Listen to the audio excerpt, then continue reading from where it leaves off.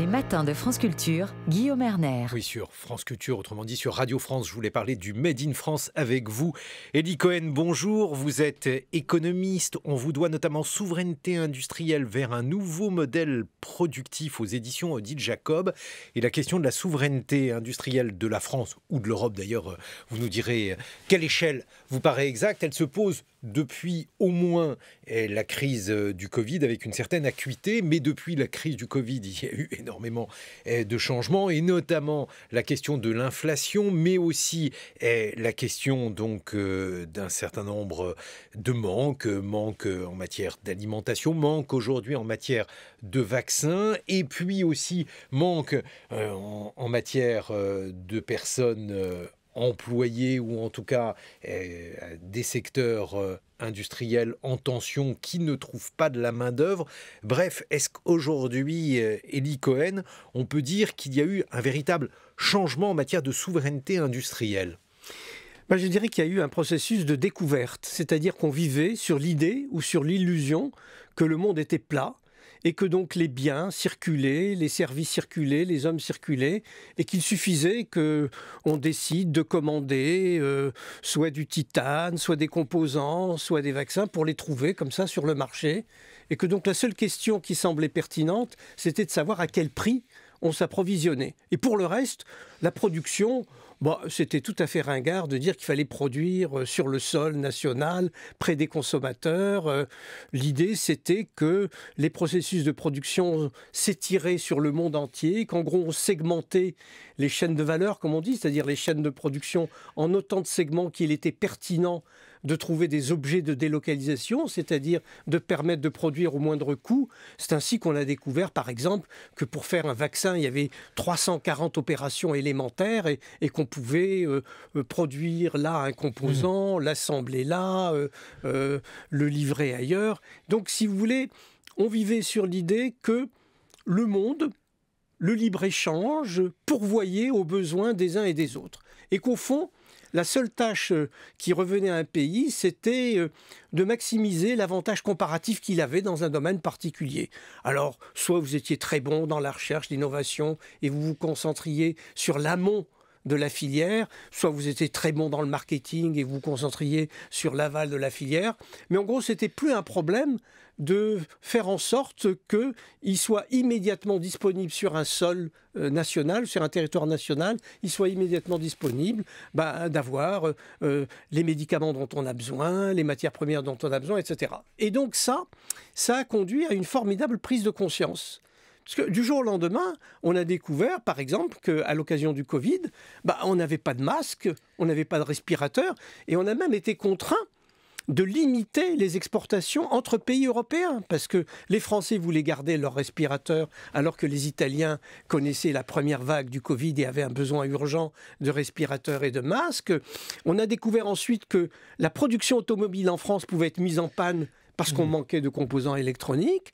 Et puis, à partir de là, la réflexion a commencé. On s'est dit, mais peut-être que tout ça n'est pas dû simplement au Covid, peut-être que le problème est plus ancien.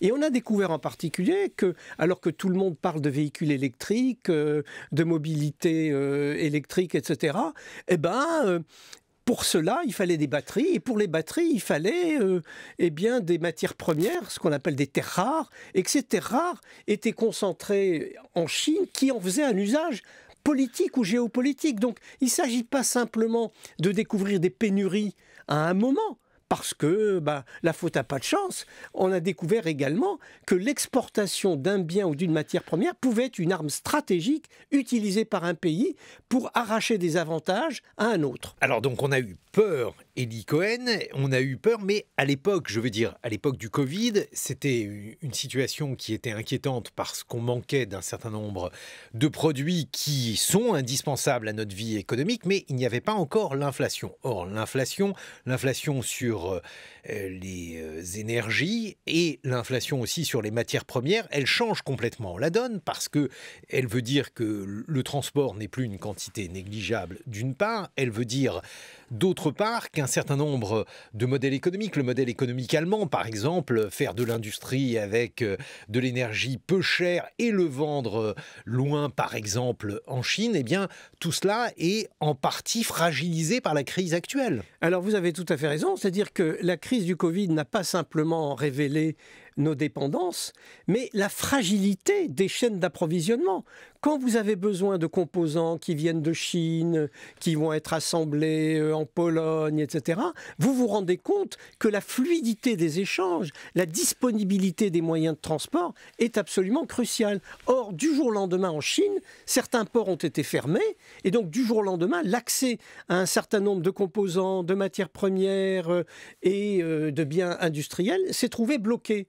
Et du coup, pour pouvoir avoir accès à ces biens, les industriels européens en particulier étaient prêts à payer des prix les plus fous pour pouvoir accéder à ces éléments et ces composants. Et donc on a vu une flambée du prix du fret. Le fret maritime a été multiplié par 10 du jour au lendemain, ce qui a fait d'ailleurs la fortune d'un certain nombre d'entreprises. On a découvert également que certains composants cruciaux manquants, il fallait de toute urgence inventer des substituts. Donc bref, il a fallu repenser des processus de production qu'on croyait réglés pour l'éternité. Ce qui veut dire que la question finalement des échanges ou des avantages comparatifs, autrement dit l'idée qu'il vaut mieux laisser la Chine faire certaines choses et nous d'autres choses, avec des prix hauts de l'énergie, l'équation se pose complètement différemment. Voilà, c'est-à-dire à partir du moment où le prix du transport peut varier de 1 à 10, à partir du moment où le prix du gaz peut varier de 1 à 10, il faut repenser absolument toutes les chaînes de production et ne plus tenir compte simplement des quelques centimes d'économie que vous pouviez faire en utilisant de la main-d'œuvre ou de la main-d'œuvre indienne. Pour complexifier la chose, il y a ensuite la question de la main-d'œuvre, puisqu'on s'est rendu compte qu'on avait des secteurs en tension, des secteurs où on aurait bien aimé produire, mais où on ne parvient pas à produire, Élie Cohen. Là aussi, si vous voulez, ce qui s'est passé, c'est le long processus de désindustrialisation qu'un pays comme la France a connu. Puisque la part de l'industrie dans le PIB a diminué de moitié pratiquement au cours des 30 dernières années, a fait qu'un certain nombre de formations, qui étaient des formations de tuyauteurs, de soudeurs, etc., ont progressivement été abandonnées. Et on a découvert ça avec stupéfaction quand on a vu que dans nos centrales nucléaires, on n'avait pas de soudeurs, on n'avait pas de tuyauteurs, et que du coup, ça pouvait mettre en arrêt une centrale nucléaire, et donc aggraver encore le problème énergétique qu'on évoquait tout à l'heure avec l'envolée du prix du gaz. Et donc, si vous voulez, c'est avec un certain décalage qu'on a découvert quels avaient été les effets du long processus de désindustrialisation qu'on a connu et du fait que, du coup, un certain nombre de spécialisations n'étaient plus disponibles et que donc, lorsqu'on voulait repartir de l'avant, on butait sur un obstacle majeur qui était qu'il n'y avait tout simplement pas la main-d'œuvre formée pour pouvoir reprendre une activité ou relancer une activité. Or, avant de pouvoir reconstituer un écosystème industriel, c'est-à-dire avec le système de formation, de qualification, les nouvelles entreprises, la sous-traitance, etc., il s'écoule un certain temps. Et c'est tout le drame du nucléaire français aujourd'hui, puisqu'on a décidé de faire une relance, mais on ne sait pas si on va être capable de faire cette relance, tout simplement parce qu'il y a des trous dans notre système industriel, il y a des trous dans notre système de formation et il y a des pénuries de main-d'œuvre qualifiée. Mais alors, attendez, parce qu'on nous explique aujourd'hui que la crise est là ou qu'elle pourrait être là, Élie Cohen, alors que l'on est face à une difficulté de production. On a l'habitude de penser qu'une crise, en tout cas dans notre système capitaliste, c'est une crise de surproduction. Ça n'est pas le cas aujourd'hui? Non, il y a plusieurs types de crises. Il peut y avoir des crises de surconsommation, il peut y avoir des crises de surproduction, et on a inventé avec le temps toute une série d'outils.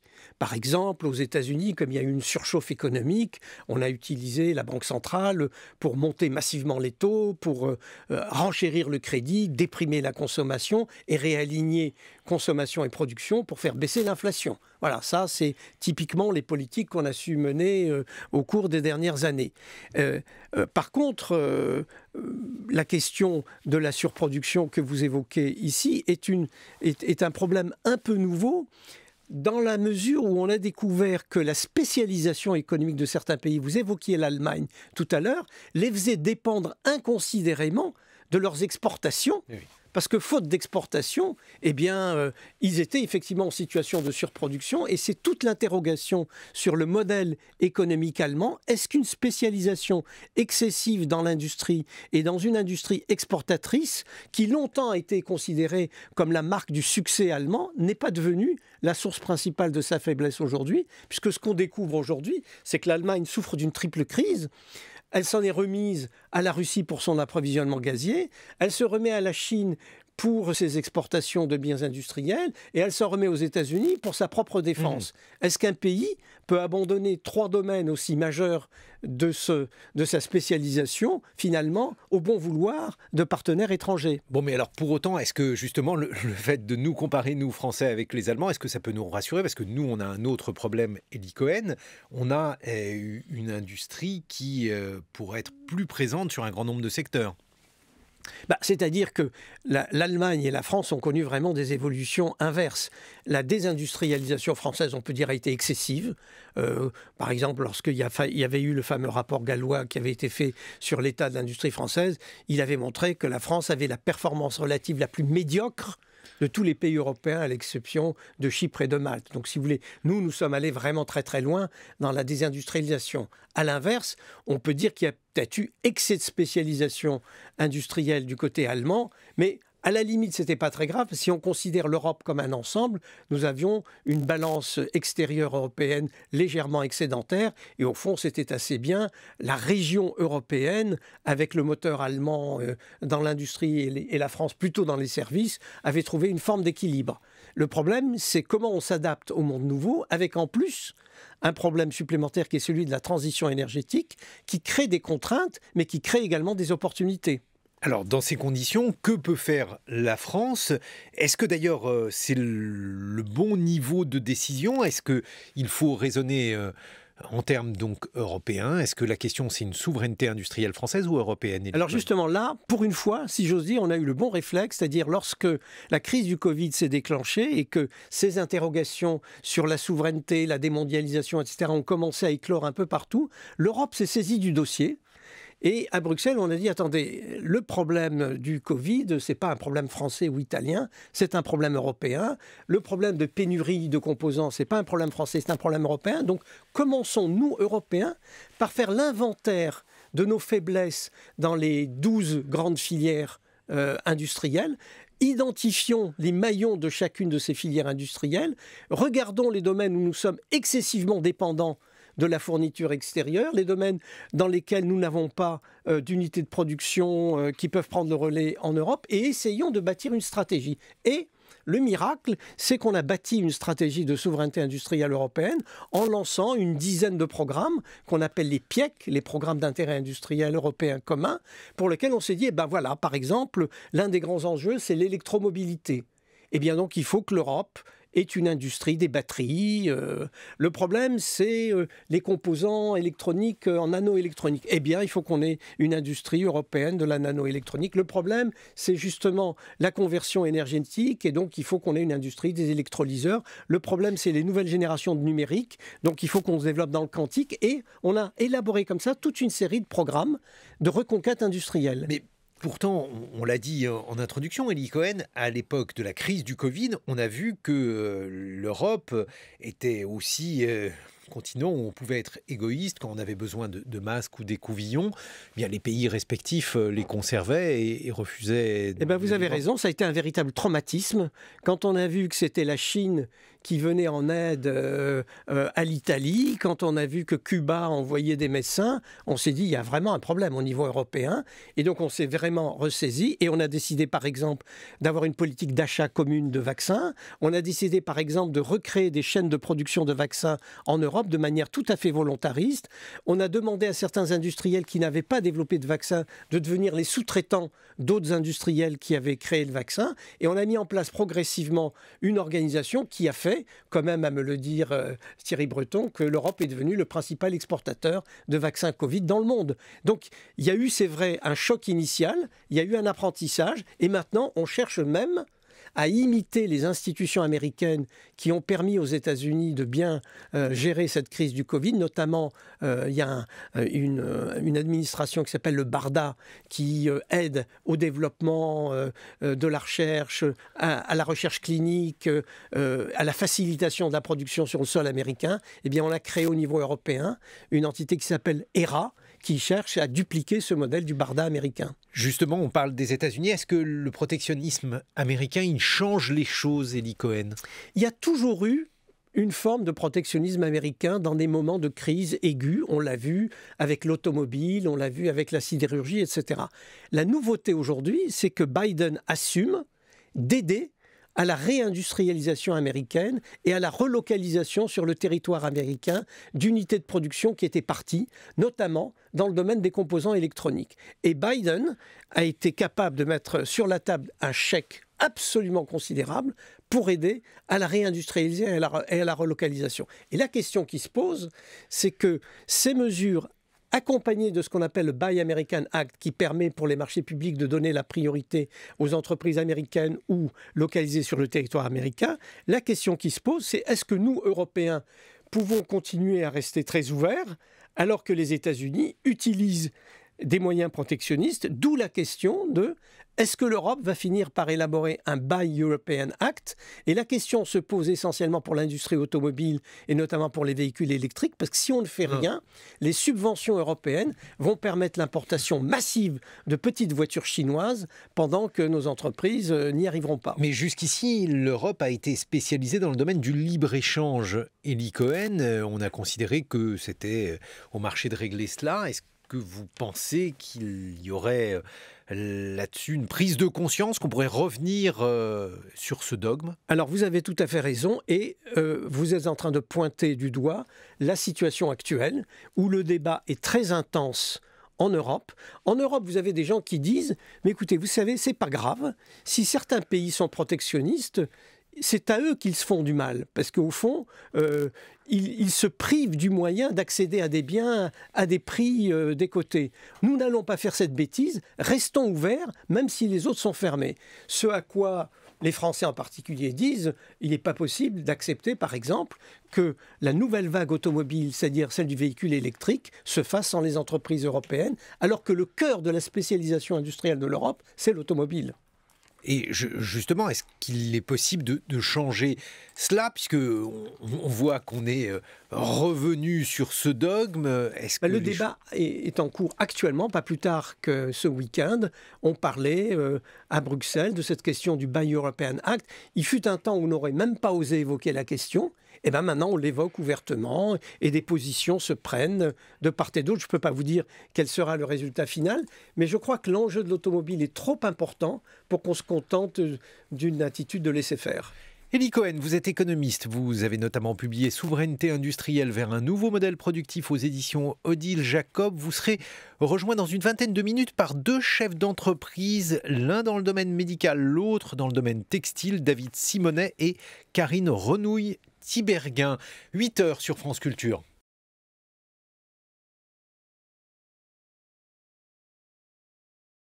7h-9h, les matins de France Culture, Guillaume Erner. Avec deux chefs d'entreprise pour évoquer le Made in France. David Simonet, bonjour. Bonjour. Vous êtes le PDG fondateur d'Axentis, une société spécialisée dans la fabrication de principes actifs présents dans les médicaments. Vous militez depuis plusieurs années pour que soit renforcée l'autonomie française en matière de production de ces principes actifs. Karine Renouille-Tiberghien, bonjour. Vous êtes chef d'entreprise, militante vous aussi du Made in France. Vous êtes candidate à la reprise de Camaïeu pour en faire une enseigne complètement française. Et puis nous sommes en compagnie de l'économiste Eli Cohen. Vous avez publié Souveraineté industrielle vers un nouveau modèle productif aux éditions Odile Jacob. Eli Cohen, peut-on dire que le mot protectionnisme aujourd'hui s'utilise différemment chez nos politiques? Ah non, le terme reste sulfureux, le terme reste à bannir. Si vous lancez un débat au niveau européen sur le thème quels sont les bons outils d'une politique protectionniste européenne, vous pouvez être sûr que le débat s'arrêtera immédiatement. immédiatement. Par contre, si vous dites voyons comment réfléchir à reconquérir une souveraineté industrielle perdue au niveau européen et comment faire en sorte que les différents pays européens y participent, alors là, vous avez des chances de pouvoir faire bouger les choses et c'est ce qu'on constate en pratique. On voit par exemple que la Commission européenne subventionne la création d'usines de composants électroniques, qu'elle favorise l'installation de gigafactories, comme on dit en bon français, c'est-à-dire de méga-usines de batteries en France, en Allemagne et ailleurs. Donc non, la reconquête de la souveraineté industrielle, ça c'est un thème dont on peut débattre. Et puis on voit aujourd'hui, à la faveur de l'actualité, qu'un certain nombre de choses peuvent manquer, par exemple des antibiotiques que l'on utilise pour soigner des enfants, l'amoxicilline. C'est la raison pour laquelle je vous ai invité David Simonet, parce que donc votre société Axentis, elle produit des principes actifs. On voit donc que ça n'est pas si facile. Alors pour vous, c'est une évidence, mais pour nous, on le découvre. Et lorsqu'il faut fabriquer un médicament, eh bien les choses ne sont pas simples. Alors on le découvre, mais en fait ce phénomène est extraordinairement ancien, c'est-à-dire que le nombre de cas déclarés de rupture de médicaments, enfin d'accès aux médicaments ou de risque de rupture, n'était que de quelques dizaines en 2010, on est aujourd'hui à près de 2000 en 2020, et donc c'est bien antérieur en fait à la crise de la 2000 Covid. Ah oui. Oui, on a plus de 2000 cas déclarés officiellement de rupture ou de risque de rupture d'approvisionnement de médicaments. Donc cette croissance quasi exponentielle, on l'avait déjà annoncé à l'Académie nationale de pharmacie en 2013, où on disait finalement ce qui se passe aux États-Unis, on le verra en France. Il y avait une alerte aux États-Unis en 2008 avec la crise de l'héparine. Donc cette difficulté en fait d'accéder à des médicaments au bon moment et à la bonne qualité. Mais alors pourtant naïvement, on se dit, David Simonet, que tout ça, par exemple l'amoxicilline, ça fait longtemps qu'on en a, c'est une antibiotique quand même, ça ne doit pas être si compliqué que ça à fabriquer. Alors, si, bien sûr que c'est très compliqué. Il y a une vraie naïveté dans la compréhension de ce qu'est réellement l'industrie. Je pense qu'il y a un vrai phénomène de déculturation depuis près de 20 ans dans le rapport qu'on a à l'industrie. C'est le cas de nos élites. C'est le cas où, on en parlait tout à l'heure, enfin, Élie Cohen en parlait sur la formation. La désindustrialisation a fait que, finalement, on s'est diffusé une méconnaissance de l'industrie de la part des interlocuteurs et puis moins de formation. Et donc, on a en face de nous des interlocuteurs qui ne comprennent pas ces enjeux de production. Très naïvement, je vais vous raconter une anecdote. En 2009, les pouvoirs publics avec lesquels je discutais me disaient, mais finalement, face à la crise H1N1, parce qu'encore une fois, il y a eu des alertes. C'est une grille. Il faut rappeler ça aux plus jeunes, David Simonet. La crise H1N1, oui, 2009, donc un risque de pandémie. Et face à ça, en fait, on cherche le remède. Donc c'est à l'époque le Tamiflu. Et les pouvoirs publics sont persuadés, notamment parce qu'ils possèdent de façon directe ou indirecte des capacités de production, qu'on va pouvoir produire du Tamiflu pour répondre à ce risque de pandémie. En appuyant sur un bouton. Et oui, alors, il faut au moins 3 ans entre le moment où vous allez décider de réindustrialiser un principe actif et puis de le sortir, parce qu'il faut la bonne voie de synthèse, il faut des équipements qualifiés, et puis après il faut les agréments qui vont bien. Justement, si on prend cet exemple, ou même un autre d'ailleurs, David Simonet, ça veut dire qu'il y a par exemple combien d'usines dans le monde qui fabriquent du Tamiflu ? Ah, ça je sais pas, mais à l'époque on dépendait de Roche. Il y a une polémique d'ailleurs sur la constitution de stock qui avait été faite par le gouvernement. Non, la réalité c'est qu'aujourd'hui... Et donc c'est pas en France, en tout cas, c'est clair. Aujourd'hui, il y a 10 fois plus d'usines en Chine et en Inde qu'il y en a en Europe pour la fabrication de principes actifs. Donc d'ailleurs, la relocalisation est de ce point de vue-là une illusion complète. L'acceptabilité sociétale aujourd'hui pour refaire des usines de chimie Seveso, Soyo, parce que derrière la pharmacie, il y a de la chimie, pour une grande majorité, l'acceptabilité sociétale, elle est nulle. Seveso, ça veut dire que ça fait courir des risques, ce type d'usine, dans certains cas, aux environs. Ça veut dire que on met en œuvre des techniques, des technologies qui sont potentiellement dangereuses, mais ça veut dire surtout que c'est hyper normé et hyper contrôlé. Donc c'est ça que ça veut dire lorsque vous avez un site Seveso. Un site Seveso, on en a besoin. Aujourd'hui, encore une fois, l'acceptabilité sociétale est nulle pour construire des nouveaux sites. Il y a des vraies barrières à l'entrée. Donc la relocalisation, c'est une vaste illusion. Et pourtant, je suis un militant depuis la création du groupe en 2007 pour cette relocalisation. Elle ne se fera donc que de façon sélective, avec une vraie connaissance des filières. Et encore une fois, faut-il qu'on ait en face de nous des interlocuteurs qui comprennent bien ces enjeux industriels. Et je dis que ce n'est malheureusement pas le cas, malgré les slogans politiques de cette volonté de réindustrialiser. Karine Renouille-Tiberghien, vous êtes à la tête d'un groupe textile français. Je dis bien français, ça veut dire qu'il est possible, contrairement à tout ce qu'on aurait pu penser ou lire, il est possible de fabriquer du textile made in France qui ne soit pas du textile de luxe et le vendre à quel prix? Expliquez-nous ce que ça signifie fabriquer du textile en France.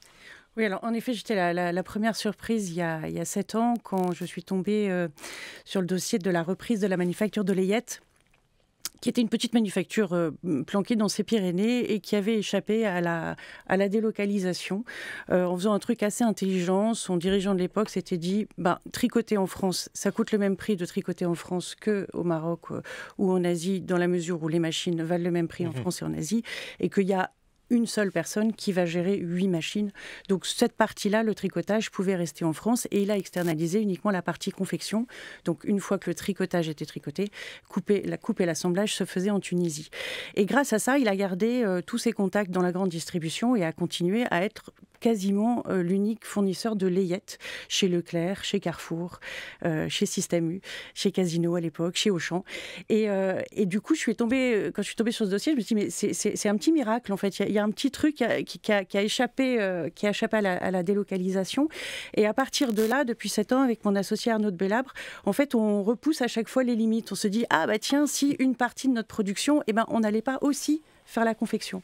Donc aujourd'hui, un tiers de notre layette est aussi assemblé chez nous. Et après, derrière, on s'est dit, mais tiens, est-ce qu'on ne peut pas aussi faire pour l'adulte? Et du coup, on a repris 2 autres entreprises, une à Roanne et une au sud de Roanne. Et aujourd'hui, on tricote 1 million de pièces par an en France, qu'on vend majoritairement à la grande distribution. Et vous êtes donc candidate à la reprise de Camaïeu. Lorsque j'achète du textile made in France, je le paye plus cher que du textile fabriqué à l'étranger, Karine Renouille-Tiberghien? C'est une question. Guillaume Werner, voilà. C'est vraiment une question. La différence des salaires entre... Alors, nous, le pays qui est qui est notre vrai concurrent, c'est le Bangladesh, en fait. La différence de salaire entre le Bangladesh et la France, c'est environ... il y a un coefficient de 20. Donc, de 20. Oui. Donc, oui, Guillaume Werner, quand on fabrique un pull au Bangladesh, ça coûte moins cher que quand on fabrique un pull en France. Ça, c'est certain. Après, Elie Cohen le disait tout à l'heure, je pense que la notion de prix a longtemps été l'unique notion. On rentrait dans les box là, en grande distribution, on parlait prix et pendant longtemps... Les box, c'est les endroits où on voit les acheteurs. Voilà, où on négocie les futures ventes. Et pendant longtemps, c'était que le prix. Et souvent, avec Arnaud, on leur disait, mais attendez, avant de parler prix, parlons du produit, parlons de ce qu'il veut dire, parlons de comment on le fabrique, parlons de... Et aujourd'hui, il n'y a pas que le prix. Il y a un vêtement qui est fabriqué en France, c'est moitié moins d'émissions de CO2 qu'un produit qui est fabriqué en Asie. Ça aussi, c'est un truc qui est important. Je pense qu'au moment de la levée des quotas asiatiques qui s'est passé en 2000 et qui a fait qu'on est passé de 400 000 salariés dans l'industrie textile à 100 000 aujourd'hui, on s'est dit à l'époque que les dommages collatéraux, qui étaient la fermeture, la faillite de 90% des usines, en tout cas dans le tricotage, seraient moins importantes que l'avantage qu'auraient les gens à acheter moins cher leurs vêtements. Et en fait, ce qui s'est passé, c'est que oui, on a acheté moins cher de vêtements, mais en fait, on a acheté trop de vêtements. Donc, il y a aussi le côté surconsommation qui pose un vrai problème aujourd'hui. Et aujourd'hui, donc, beaucoup de gens, votre entreprise en est la preuve, sont prêts à payer plus cher des vêtements pourvu qu'ils soient fabriqués en France, Karine Tiberghien. Oui, on tricotait 300 000 pièces il y a 7 ans, on en tricote 1 million aujourd'hui. C'est vrai que en croisant les doigts, le 7 décembre, on aura une très très belle marque qui sera du 100% Made in France et je pense que là, ce sera un gros développement derrière. David Simonet, même question pour les principes actifs. Est-ce que donc la variable coût du travail pèse lourd dans une boîte de médicaments ? Alors, elle ne pèse pas dans les proportions qui ont été indiquées, puisque nos concurrents sont essentiellement l'Inde et la Chine. Donc, le rapport des coûts salariaux n'est pas de 1 à 20. Il y a un différentiel sur la valeur des investissements. Bon, il y a un différentiel encore de coûts. On l'estime dans notre industrie de 15 à 20% aujourd'hui. Donc, c'est très limité par rapport à ce qu'elle était il y a une dizaine d'années. D'abord, on a continué à faire des gains de productivité en Europe, ce qui est important, face à des zones qui, elles, ont connu une inflation un peu plus importante. Donc l'essentiel, c'est pas le coût. Aujourd'hui, les clients acceptent de payer cette surprime, j'ai envie de dire de 15 à 20%, comme une forme de prime d'assurance. C'est-à-dire que face à ces coûts cachés qui viennent d'être mentionnés, c'est-à-dire le risque de rupture, par exemple, de disponibilité du médicament, vous avez des coûts qu'il faut réintégrer et on arrive avec certains clients à faire passer cette prime de proximité, mais avec d'autres, malgré la crise, on n'y arrive toujours pas. Élie Cohen, justement, alors là, il y a différents arguments. L'argument écologique, l'argument donc d'avoir une assurance de non-rupture des chaînes d'approvisionnement. Est-ce que les consommateurs, mais aussi les entreprises, dans le cas donc de produits industriels, est-ce qu'ils sont prêts à surpayer, acheter un peu plus cher ces produits ? Justement, c'est ça qui est intéressant dans la réponse européenne finalement au problème. On aurait pu penser que face au problème des délocalisations, de la désindustrialisation, la solution, c'était la relocalisation et la réindustrialisation. En fait, dans des tas de cas, c'est simplement pas possible. Et donc, ce qu'on a compris, c'est qu'il fallait avoir une stratégie plus diverse. Et donc, en Europe, on a mis en place ce qu'on appelle le trépied de la résilience. Vous savez, on adore les formules au niveau européen. C'est-à-dire, face à une situation de pénurie ou autre, ce qu'il faut, c'est combiner 3 politiques. Première politique, d'abord, c'est la diversification des approvisionnements. Ce qui était scandaleux dans les principes actifs du paracétamol, c'est que l'Inde et la Chine fournissaient 80%. On s'est dit, non, il faut casser ce duopole sino-indien et donc diversifier les sources d'approvisionnement. Favorisons le développement de production, je ne sais pas, au Maroc, en Turquie, au Mexique et ailleurs. Donc, diversification des approvisionnements. Deuxièmement, dans le cas pharmaceutique, on a découvert que les stocks qui étaient détenus dans les pharmacies, des hôpitaux, etc., en matière de médicaments, étaient très insuffisants.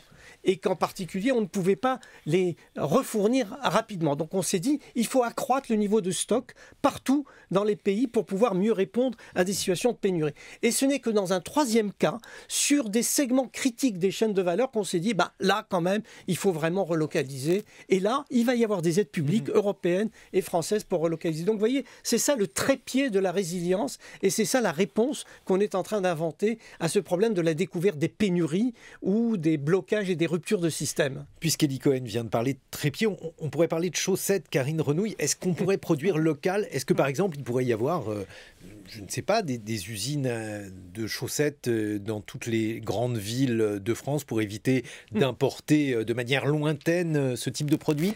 Mais oui, Guillaume. En fait, il y a certains produits, tous les vêtements ne peuvent pas être localisés en France. Aujourd'hui, il faut savoir qu'on produit 3% de nos vêtements sur le territoire français. Un certain nombre d'entre eux seront très très difficiles à relocaliser. Mais certains d'entre eux sont super simples parce qu'il y a des métiers à tricoter, par exemple, donc dans le domaine que je connais, métier à tricoter un bonnet, le bonnet va être tricoté en 3D. Donc voilà, il sort, il est quasiment tout fait. On peut faire des pulls aussi en 3 dimensions. Peu de main-d'œuvre pour le produire. Peu de main-d'œuvre qualifiée, surtout en aval, pour terminer le produit, parce que c'est aussi ça, Élie Cohen en parlait tout à l'heure, la fermeture il y a 2 choses qui nous ont un peu ennuyés ces dernières années, c'est la fermeture des écoles de formation qu'on est en train de rouvrir. Je profite de cette antenne pour dire qu'on a rouvert le BTS de programmation de tricotage à Roanne, qui est un super BTS en alternance. Les gens qui le font ont aujourd'hui 5 offres de travail par alternant, donc allez-y. Donc il faut qu'on rouvre en effet ces formations de couturières, de programmation de nos métiers, de techniciens, d'entretien de ces machines. Et j'ai perdu. Et donc lorsqu'il s'agit de mettre des usines près des centres de consommation, puisque c'est ça. Oui, le but c'est vraiment de produire à côté de là où on consomme. Et il y a aujourd'hui donc des usines qu'on peut construire, une usine de chaussettes, puisque vous donniez l'exemple, une chaussette elle est faite entièrement par une machine. Il y a simplement quelqu'un qui charge du fil en amont et jusqu'à la mise en boîte. C'est quelque chose d'automatisé. Le jour où on a les sous pour pouvoir investir dans une usine comme celle-là, on ne sera pas bien au-dessus du prix lointain. Alors, par contre, on voit bien qu'avec les principes actifs, notamment avec le cas de l'amoxicilline, mais en général avec toute la question des médicaments, on ne peut pas faire en sorte, David Simonet, qu'il y ait des usines polyvalentes qui produiraient ces médicaments. Cela oblige à des investissements très importants et l'échelle n'est pas la même. Oui, enfin, face à, encore une fois, la relocalisation, dans notre métier, elle ne peut être que hyper sélective. Donc, c'est ce que disait Élie Cohen sur le troisième pied du trépied. Dans cette sélectivité, l'État a un rôle à jouer. Ça, je ne crois pas à la politique industrielle menée par l'État, telle qu'on l'entendait autrefois.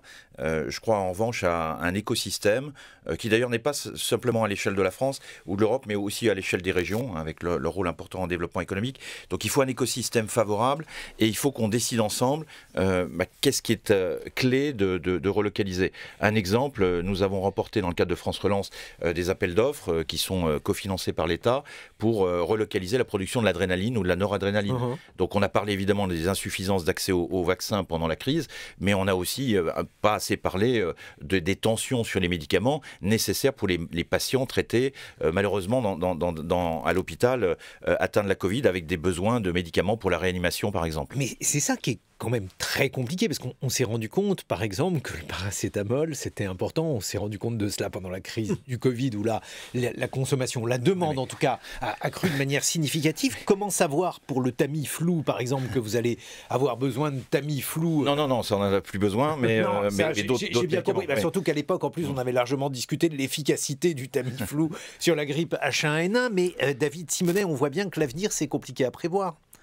Non, c'est pas compliqué. Si on avait eu un vrai sens géopolitique il y a déjà 20 ans, enfin, les rapports de force entre l'Europe, l'Inde et la Chine ne sont pas des rapports de force récents. J'avais écrit un papier en 2014 dans une revue de géopolitique qui s'appelait Conflit. Je disais le médicament sera l'arme blanche de la géopolitique, par analogie à l'arme verte des États-Unis il y a plusieurs décennies.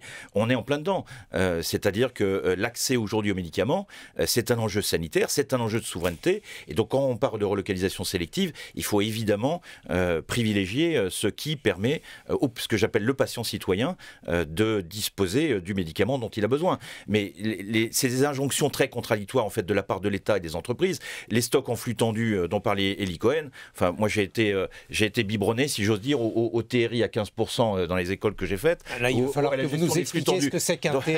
Le taux de rentabilité interne. C'est finalement cette hyperfinanciarisation qui a conduit à l'externalisation de la phase de production qui était méprisée par ceux qui étaient concentrés sur les R&D et le marketing, puis la délocalisation, donc une fragmentation, donc une augmentation. Donc il ne faut pas de stock, et donc on est en risque. Aujourd'hui, il y a une prise de conscience de l'État, des entreprises, mais c'est pas aussi simple que ça. Elie Cohen, est-ce qu'il est possible, dans une sorte de scénario cauchemardesque, d'imaginer que l'Inde nous prive par exemple d'aspirine? Est-ce que ça peut être envisagé? Parce qu'on voit bien, alors même que les tensions géopolitiques sont importantes, le commerce mondial n'a jamais été empêché du point de vue régalien. Ça n'est pas les États, même la Russie laisse passer un peu de blé ukrainien.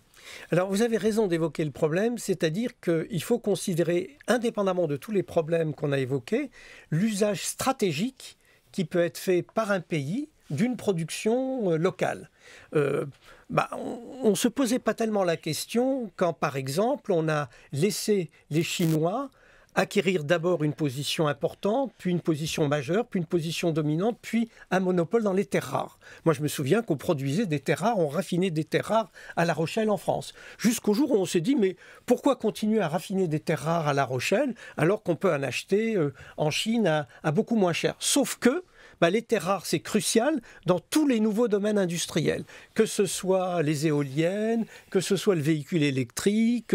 Dans tous ces domaines-là, on a besoin de terres rares et on a besoin d'un accès assuré aux terres rares. Et donc, je découvre que dans le cadre du programme France 2030, le gouvernement se pose également la question de l'accès en France et en Europe à des ressources en terres rares raffinées, voire à favoriser l'exploitation ou le recyclage de terres rares pour pouvoir disposer d'une ressource au niveau français et européen.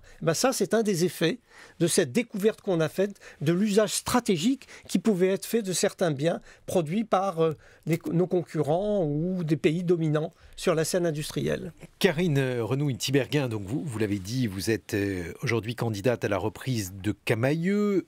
Si vous réussissez à reprendre la marque, ça veut dire que l'on pourra acheter des vêtements Made in France. Alors le Made in France, ça coûte 2,5 fois à peu près le prix d'un vêtement fait de manière lointaine dans un pays où la main-d'œuvre est moins onéreuse. Mais c'est quand même étonnant parce qu'on nous a appris que le textile français, la preuve Camaïeu était aujourd'hui dans la panade, que c'était compliqué d'avoir une marque Made in France. Il n'en reste plus beaucoup.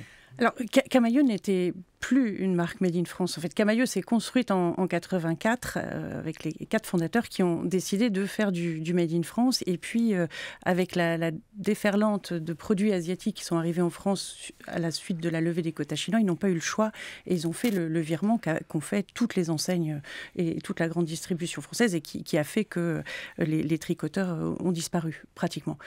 Aujourd'hui, on doit être une dizaine à pouvoir tricoter pour la mode en France. Le pari qu'on fait, c'est que si en 84, c'était possible d'acheter des vêtements fabriqués en France, on ne voit pas pourquoi aujourd'hui ça ne le serait plus. En fait, aujourd'hui, on s'est un peu habitué à acheter pas cher, mais on a le même budget, c'est-à-dire qu'on achète beaucoup plus. Et ce qu'on essaye de faire, c'est de se dire, on va un peu tous dans le mur, là, à surconsommer, à jeter la moitié des produits qu'on fabrique ou à les solder. Le but, c'est de trouver une autre forme de consommation, une autre forme de production. Donc une production comme en 84, c'est-à-dire qu'en gros, des petites séries, et puis la petite série qui marche bien, hop, on relance une production. Et du coup, 15 jours après, il y a à nouveau le petit pull qui a fonctionné sur le site internet dans la taille qu'on veut. Donc c'est retrouver cette flexibilité qu'on a complètement perdue en commandant très loin, en faisant justement des gros stocks, en commandant les couleurs très longtemps à l'avance, et puis quand elles arrivent en France, quelquefois, on s'est planté, et du coup, on jette ou on donne. Donc voilà, Camaïeu, c'est revenir un peu en fait à ce qu'était Camaïeu en 84. On va se dire qu'il s'est perdu à un moment, qu'il a perdu. et voilà. Et donc reconstruire sur cette base-là. Merci à tous les 3 d'avoir évoqué cette question de la souveraineté économique. Élie Cohen, je rappelle que vous avez publié Souveraineté industrielle vers un nouveau modèle productif. C'est aux éditions Odile Jacob. David Simonet, PDG fondateur d'Axintis, société spécialisée dans la fabrication de principes actifs, et Karine Renouille-Tiberghien, vous dirigez un groupe textile et vous êtes candidate à la reprise de la marque Camaïeu. 8h44 sur France Culture. Dans quelques instants, le point sur l'actualité, le 8h45.